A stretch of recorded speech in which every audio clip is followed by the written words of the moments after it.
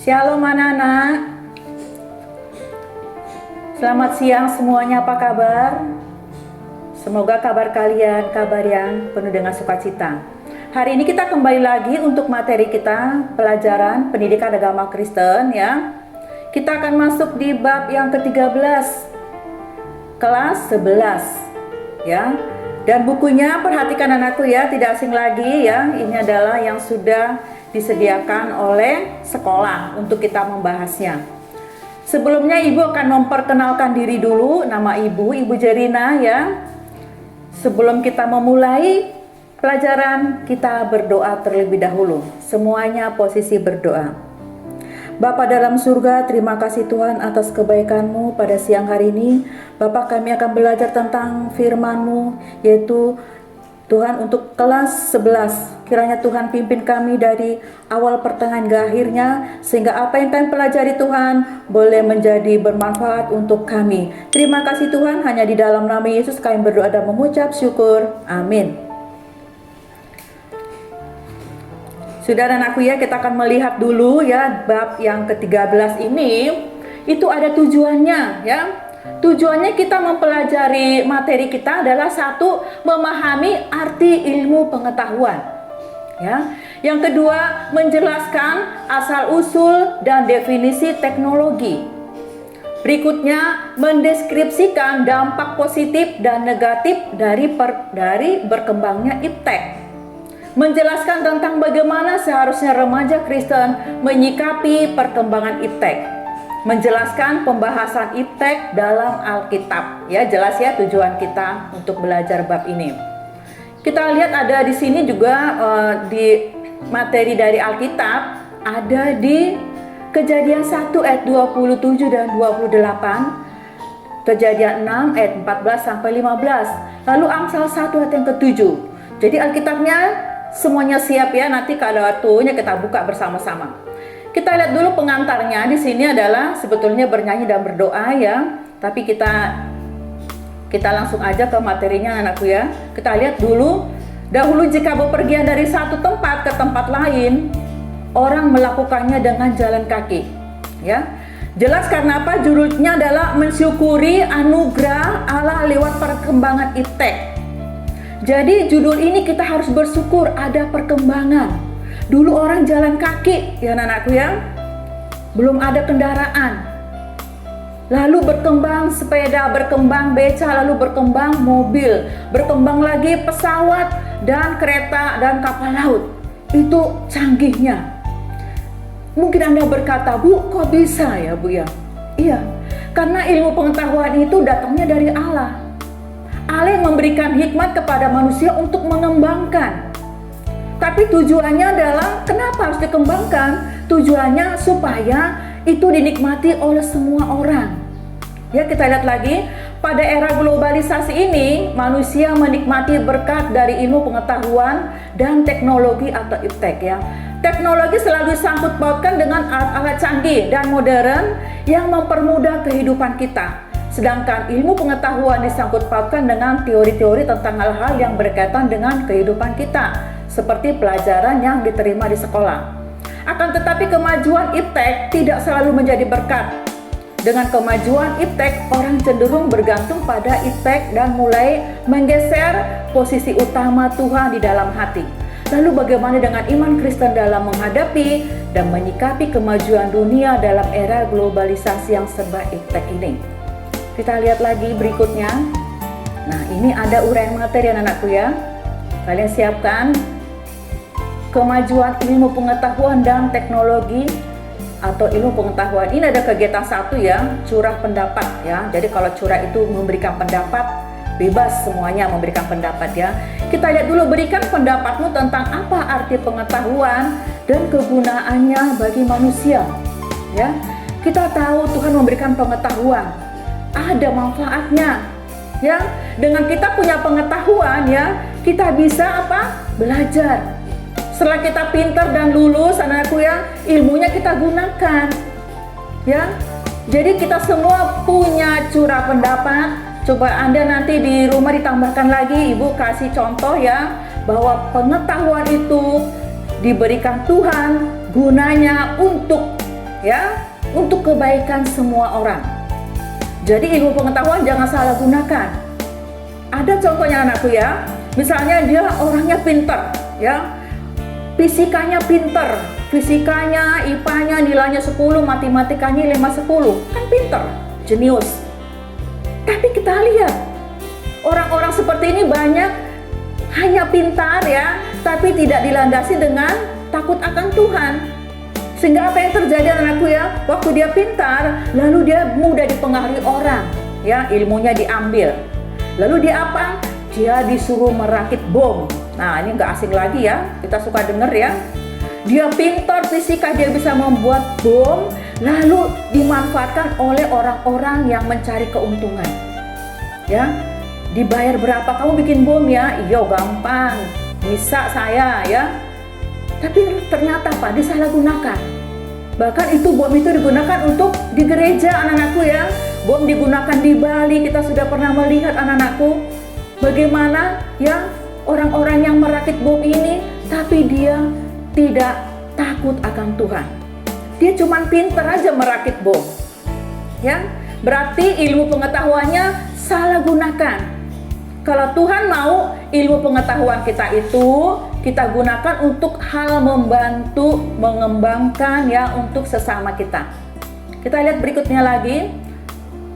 Kamus besar ya, kita lihat ini ada kamus besar bahasa Indonesia menyatakan bahwa ilmu pengetahuan adalah pengetahuan tentang suatu bidang yang disusun secara bersistem menurut metode tertentu. Ya. Ilmu pengetahuan menurut Horton dari Chester 1993 merupakan upaya pencarian pengetahuan yang dapat diuji dan diandalkan, yang dilakukan secara sistematis menurut tahap-tahap yang teratur dan berdasarkan prinsip-prinsip serta prosedur. Sedangkan teknologi adalah penerapan penemuan-penemuan ilmiah untuk memecahkan masalah-masalah praktis. Jadi orang-orang diberikan anak-anakku ya, penemu-penemu ya, peneliti-peneliti itu diberikan sama Tuhan ya, diberikan pengetahuan untuk memecahkan masalah-masalah. Misalnya apa? Ya, kalau kita dari Jawa mau ke Sumatera harus makan waktu, contohnya ya, berapa hari kalau kita naik mobil? Bisa 5 hari. Tapi dengan orang-orang yang diberikan pengetahuan bisa menciptakan pesawat, bisa cuma 3 jam ya. Jadi untuk memecahkan masalah-masalah yang dibutuhkan oleh banyak orang ya. Kita lihat teknologi. Secara etimologis atau teknologi berasal dari kata tes yang berarti suatu rangkaian yang berkaitan dengan pembuatan suatu objek atau prinsip atau metode dan seni ya. Dari teknologi, metode ilmiah untuk mencapai tujuan praktis, ilmu pengetahuan terapan, yang kedua keseluruhan sarana untuk menyediakan barang-barang yang diperlukan bagi kelangsungan dan kenyamanan hidup manusia. Jadi jelas anakku ya, teknologi diciptakan untuk kebutuhan sesama. Kita lihat lagi berikutnya. Berikut ini definisi teknologi menurut para ahli. Wah ya, teknologi adalah suatu perangkat ide, metode, teknik, benda-benda material yang digunakan dalam waktu dan tempat tertentu maupun untuk memenuhi kebutuhan manusia. Betul ya. Kegunaannya untuk kebutuhan manusia, teknologi diadakan. Yang kedua, teknologi adalah suatu perilaku, produk, informasi, dan praktik-praktik baru yang belum banyak diketahui, diterima, dan digunakan atau diterapkan oleh sebagian warga masyarakat dalam suatu lokasi tertentu dalam rangka mendorong terjadinya perubahan individu dan atau seluruh warga masyarakat yang bersangkutan. Artinya anakku, banyak juga teknologi ini sebetulnya sudah berkembang, tapi ada beberapa masyarakat tidak bisa menggunakannya ya. Masyarakat ini tidak ada yang memberitahu, tidak ada sosialisasi cara menggunakan teknologi.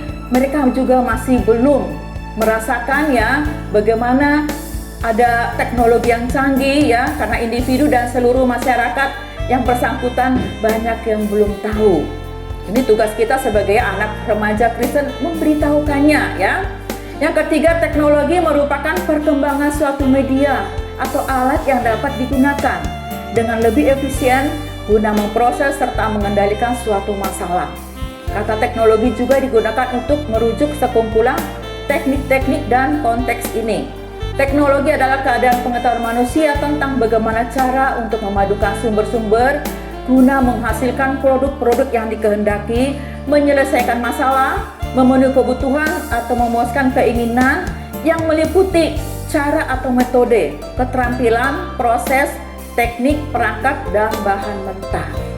Jadi yang dimaksud dengan teknologi adalah suatu benda atau objek yang diciptakan oleh manusia yang bisa bermanfaat bagi kelangsungan hidup manusia. Teknologi yang diciptakan oleh manusia pada mulanya hanya sebuah alat-alat sederhana, namun memberikan dampak yang sangat besar bagi manusia. Dengan inovasi berkelanjutan yang dilakukan oleh manusia, membuat teknologi sangat cepat berkembang. Berikutnya kita lihat lagi dampak positif dan negatif dari berkembangnya iptek. Nah, ini ada kegiatan ya. Ini kita ada evaluasi ya. Ada 4 pertanyaan ya, di sini ada 4 kita jawab iptek yang digunakan, dampaknya positifnya apa, dampak negatifnya apa, lalu apa sikap saya? Kita jawab. Ya, Ibu jawab 1, nanti kalian berikutnya jawab di rumah ya. Ibu akan 1 contohnya saja. Iptek yang digunakan sekarang yang berkembang HP. Wah, keren ya. HP ini nggak bisa habis mereknya ya. Selalu ada yang terbaru. 2 tahun ada lagi ya. Aduh, bingung ya, sampai anak-anak itu bingung mau ganti HP saat orang punya dipaksa-paksa beli yang terbaru mah ya. Ini udah jadul mah yo, sampai orang tua ngutang-ngutang ya. Karena apa? Berkembang terus. Ibu mohon di sini nggak ada kalau HP belum rusak nggak usah ganti lah nak ya. Kasihan orang tua. Yo dipaksa-paksa harus mengikuti ya. Bu ini kan lagi ngetren, Bu biarin ngetren, nanti HP-mu bisa WA ya, bisa SMS, bisa telepon, nggak usah ya, jangan paksa orang tua. Ini kita contohnya HP. Positifnya apa? Baiknya kita gunakan waktu ada misalnya classroom sekarang ya, kita sekarang lagi daring ya, kita pakai HP. Tugas-tugas boleh lewat email, kita lewat HP kan bagus ya. Positifnya kita telepon. Kalau zaman dulu belum ada HP, surat nyampe 3 hari ya, nggak tahu ya. Kalau sekarang SMS ya, kirim sekarang, wah udah nyampe. Keren ya, positifnya bagus. Tapi negatifnya sekarang coba perhatikan anakku ya. Anak-anak sekarang tuh aduh, banyak orang tua mengeluh ya, bilang sama ibu, Bu anak saya dari pagi, siang, malam, pagi HP terus ya. Gak pernah makan sambil HP, ke kamar mandi bawa HP. Ibu sampai kaget. Masa Bu? Iya, gimana ibu caranya Bu, saya sampai pusing Bu loh. Sampai orang tua ngadu begitu nak karena HP. Ya, ibu mau katakan kepada Anda ya, kurangi, biarlah HP kita atur ya. Waktunya HP jam berapa kita buka ya. Kalau kita tidur, HP kita tidurkan, kita matikan. Jangan kita diatur HP ya. HP kita atur. Kalau Anda tidak bisa begini terus sampai tua, nanti kita terus kecanduan ya. Negatifnya apa? Yang dipakai di dalam HP sampai pagi, siang, malam, orang tuanya negur, yo mak, tapi terus lagi diulangi. Main game, wah ya. Game online Bu, keren wah. Pulsanya habis ya, paketannya habis, yang capek siapa? Orang tua nak. Orang tua belum mikirin beli yang lain, tapi anaknya ngentek no paketan ya. Kalau itu berfungsi atau ada baiknya HP-nya, ini buat main game online ya, buka-buka yang tidak baik. Sebagai remaja Kristen ya, ibu mau mengingatkan kalian bagaimana sikap kalian seperti ini ya. Apakah akan terus menerus nggak ada perubahan atau mau berubah? Karena apa anak-anakku? Kalau HP itu teknologi yang lagi berkembang sekarang, kalau kita tidak bisa menguasai HP, kita akan dikuasai. Lalu apa yang terjadi ya? Iblis bekerja di situ juga. Ayo ini lo dilihat terus. Kita nggak ada waktu untuk baca firman, nggak ada waktu lagi kita untuk memuji Tuhan, nggak ada waktu untuk berdoa, waktunya habis buat HP. Nah ini masalah ya. Tolong supaya kita perhatikan apakah kita sudah memakai HP kita dengan baik. Ya, nanti yang berikutnya kalian lanjutkan ya, cari banyak teknologi. Kita lanjut di era globalisasi ini, iptek menjadi faktor yang sangat mempengaruhi kehidupan. Ya, betul dia pengaruhi kehidupan, keberadaan dan kemajuan masyarakat. Saat ini iptek terus dikembangkan sesuai dengan kebutuhan dan semakin terasa dampaknya bagi kehidupan kita. Hampir seluruh aspek kehidupan kita berkaitan erat dengan teknologi. Kita jadi semakin dipermudah dan lebih menghemat waktu dalam segala hal. Dalam bidang ekonomi misalnya, dahulu untuk menjual barang atau jasa kita harus mencari tempat untuk berjualan, harus mengeluarkan uang yang lebih banyak, dan belum bisa menjangkau orang di bagian tempat lainnya yang jauh. Tetapi sekarang, barang atau jasa itu bisa kita jual melalui internet. Melalui internet tidak butuh tempat yang luas, lebih mudah dalam memasarkannya, lebih bisa menjangkau orang banyak dan lebih hemat waktu. Konsumen pun tidak perlu berdesak-desakan di pasar atau berjalan keliling di mall. Hanya dengan mentransfer sejumlah uang, barang yang kita inginkan sudah bisa kita miliki. Tetapi kita harus hati-hati ya dalam membeli barang melalui internet, karena tidak sedikit orang yang tertipu. Kadang barang tidak sesuai dengan gambar yang dipromosikan, atau bahkan ketika kita sudah mentransfer uang, barang tidak sampai kepada kita. Jadi ada hal positif dan negatifnya dalam kemajuan teknologi ini. Betul anak-anak ya? Ada baiknya, ada tidak baiknya. Tapi tetap kita harus waspada ya. Karena Anda sering melihat banyak promo-promo ya. Anda juga dituntut, "Ma, beli ini, Ma," ya. Ujung-ujungnya mama lagi, uangnya mama lagi. Ibu mohon ya, jangan sering-sering membeli online kalau nggak perlu, nggak usah. Nggak usah ikut-ikutan temen ya anak ya. Kasihan orang tua ya. Kita harus bisa menguasai diri kita. Yang penting-penting, kalau penting orang tua nggak mungkin nggak memberi ya, pasti diberi. Kita lihat lagi, dalam aspek sosial budaya dan kehidupan sehari-hari, teknologi juga memberikan dampak positif yang tidak sedikit. Informasi yang diperoleh dapat langsung dipublikasikan dan diterima oleh banyak orang. Ya betul ini ya, media-media yang ada setiap orang, jadi dapat saling bertukar informasi. Kita lihat berikutnya. Yang berikutnya memudahkan kita dalam belajar ya, karena sudah banyak teknologi yang mendukung, misalnya dengan adanya proyektor, LCD, mikroskop dan lain-lain ya. Hubungan sosial antar masyarakat juga bisa berlangsung di mana saja dan kapan saja ya, pasti itu udah jelas. Sosialisasi kebijakan pemerintah dapat lebih cepat sampai ke masyarakat ya, dengan radio, televisi dan internet, sehingga masyarakat dengan mudah dan cepat mengetahui peraturan dan kebijakan pemerintah yang sudah atau baru dikeluarkan. Masyarakat dapat mempublikasikan kebudayaan yang dimiliki ke masyarakat luas ya, untuk dipelajari dan dilestarikan. Tidak hanya dalam satu negara tetapi dapat juga antar negara. Ya, selain dampak positif di atas, teknologi juga memiliki dampak negatif bagi manusia. Nah, ini negatifnya apa ya? Negatifnya ini muncul kejahatan baru seperti penipuan, penculikan ya, pencurian nomor kartu kredit, pornografi. Wah, ini pengiriman virus dan spam, penyapaan saluran telepon. Wah, banyak sekali nih modusnya ya, negatifnya ya. Lalu banyak perilaku menyimpang yang terjadi khususnya pada remaja, karena tidak bisa memilih mana yang harus diterima dan mana yang harus tolak. Tingkat kepercayaan kepada lingkungan sekitar menurun karena lebih percaya dengan internet untuk mencari informasi dibandingkan bertanya langsung kepada orang yang mengetahui. Privasi bukan lagi menjadi sesuatu yang mahal. Dengan adanya situs jejaringan sosial, memberikan penggunanya kebebasan untuk membuka diri dan melihat info serta privasi orang lain. Budaya asli yang terkikis karena masuknya budaya asing, ya. Terkadang membuat kita menjadi malas dan tidak kreatif karena kecanggihan teknologi. Seseorang bisa dengan mudah menggandakan tugas teman atau mengunduhnya di internet. Nah, perhatikan anakku ya, dengan teknologi ini banyak negatifnya ya. Tapi gimana Bu ya? Temannya udah jawab ya, wah copy paste aja Bu ya, kita gandakan, kita kirim. Akhirnya anak-anak banyak yang malas belajar juga ya. Lalu gimana Bu begini? Semuanya ketergantungan Anda. Ibu kan pernah bilang, kalau kita menyontek itu itu sama juga mencuri. Ya, Ibu tidak sering Ibu berkata dilarang menyontek atau menggandakan tugas teman-temannya ya. Copy paste punya temannya, Anda nggak bekerja, Anda nyontek. Hukumnya di Tuhan itu kita mencuri loh nak ya. Bukan mencuri uang, mencuri mobil, tapi mencuri pekerjaan anak-anak, mencuri pekerjaan teman, itu juga kita kategori salah di hadapan Tuhan. Jadi mulai sekarang ya, sekalipun canggihnya teknologi ya, Anda jadi males karena terlalu mudah diambil ya, tapi kita manusia ini harus tunduk kepada Allah ya. Nggak boleh menyontek, menggandakan tugas teman-teman, itu sama dengan mencuri anak-anak ya. Iptek diibaratkan seperti pisau. Jika digunakan oleh pemasak atau pisau itu akan sangat bermanfaat.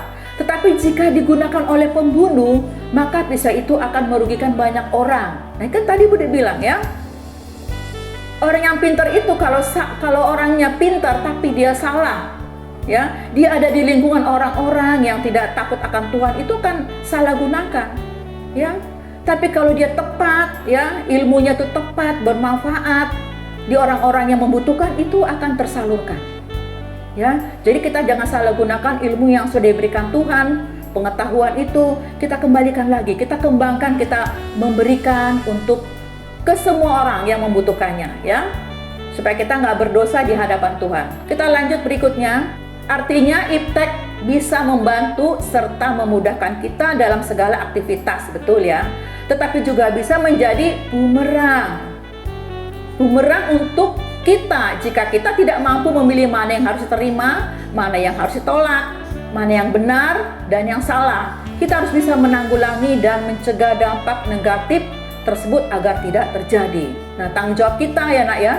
Anda harus bisa memilih mana yang baik, mana yang tidak baik ya. Karena setiap apa-apa yang kita lakukan, kita bicarakan, semuanya dipertanggungjawabkan di hadapan Tuhan ya. Ujung-ujungnya ke situ. Kita lihat sikap dalam menghadapi perkembangan iptek. Bagaimana seharusnya orang Kristen menyikapi perkembangan iptek? Apakah orang Kristen harus menerima iptek dengan tangan terbuka? Ataukah harus menolak iptek demi pemeliharaan iman kepada Yesus Kristus? Menerima atau menolak? Kita lihat di Amsal 1 ayat yang kelima ya, Alkitabnya.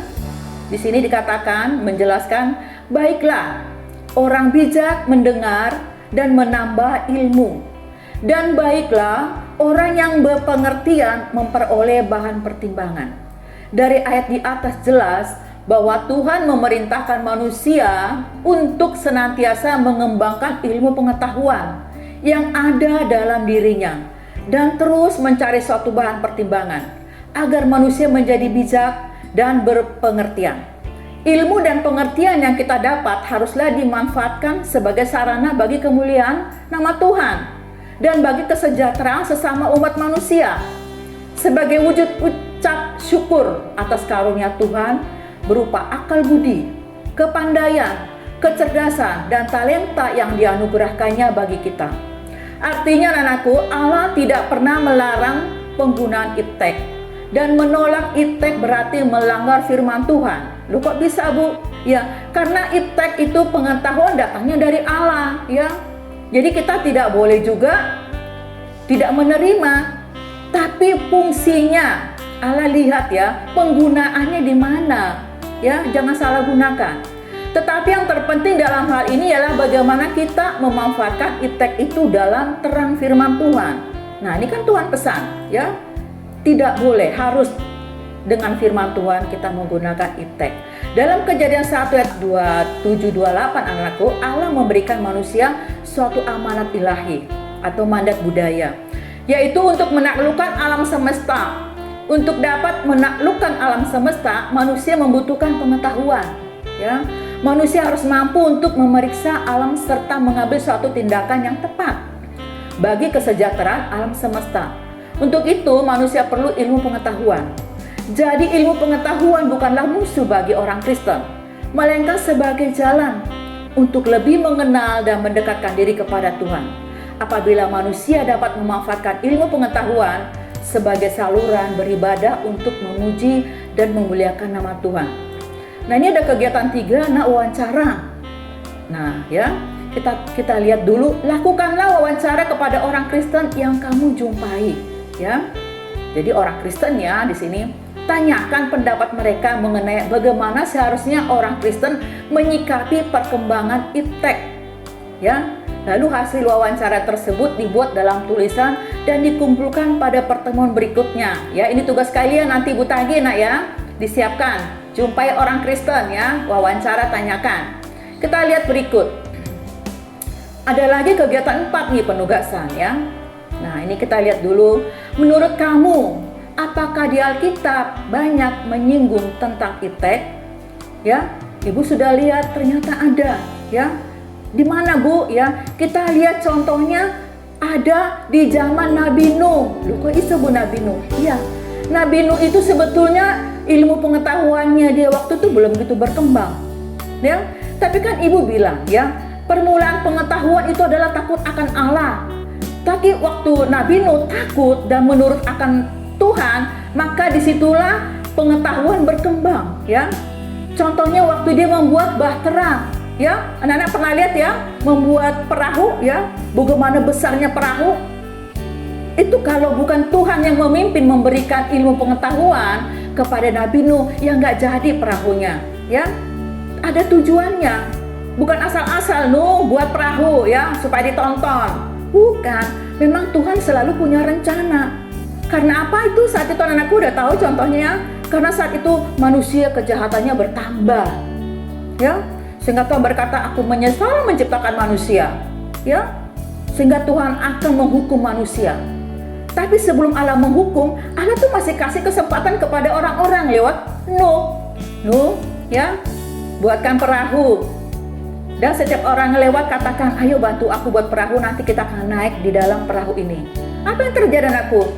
Nuh malah diilokno atau dikatakan, Nuh kamu tuh gila tak Nuh, ya? Wong di hutan gini gak ada laut, kamu buat perahu ya. Jadi orang yang lewat mesti katakan, Nuh itu udah gila ya. Coba Nuh melakukan firman Tuhan, tapi manusia berkata, kita malah dikatakan gila ya. Inilah manusia tidak pernah percaya akan apa yang Tuhan akan tindak lanjut ya. Ceritanya sudah tahu anakku ya.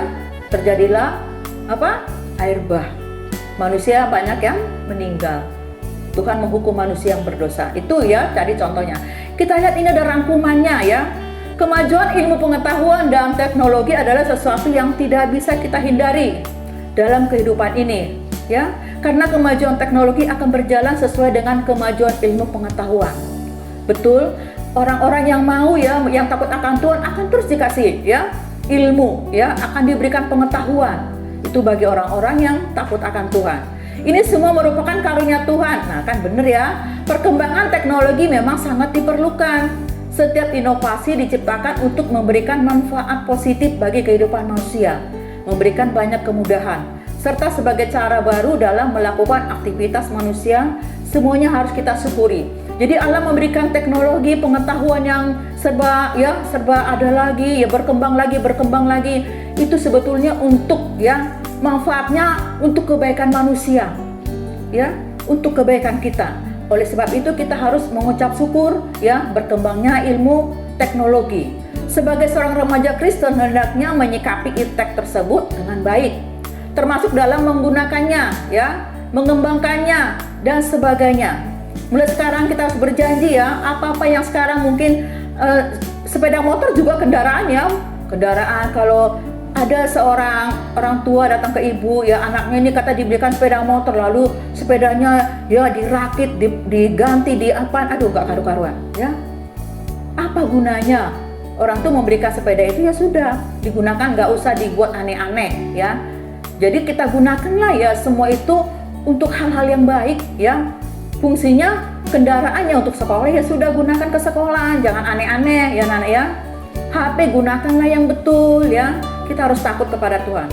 Kita hendaknya mengembangkan ilmu pengetahuan dalam teknologi itu berdasarkan sikap yang takut akan Tuhan, yang berdasarkan Alkitab.